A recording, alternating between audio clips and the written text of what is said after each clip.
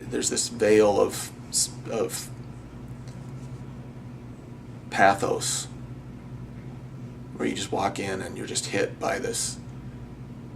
It's like a sacred place. There's all these, hundreds of photographs and things that people have written on the walls. It's very powerful, and you connect to the human race. They build a temple there. They call it the temple. It's outside of the city, and it's one of the most beautiful works of art you'll ever see. It's designed by a world-class architect every year and built by volunteers. People are invited to go into this large structure. It's really beautiful, made out of wood, and write things on the walls or leave photographs of loved ones or things they want to let go of. And then the last night of the week, everyone gathers around the temple at night, 30,000 people. And the first year I went there with my best friend, who was suffering, we were sitting around the temple, and it was all quiet. 30,000 people, total silence.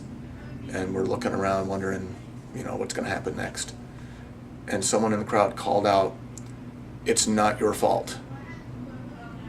And we couldn't believe it. And then 5 minutes later, somebody else called that out. And we became very emotional. And then they burned the temple. Here's something, thousands of human hours of work to build this beautiful work of art, and they burn it. And it's just this letting go of pain or grief, and it's the biggest fire you'll ever see. I mean, I've seen a lot of big fires, but it's a big fire. It's a big multi-story structure, and these whirlwinds of smoke and ash and flames form in it due to the big heat, and will leave it and start going off almost as though souls leaving.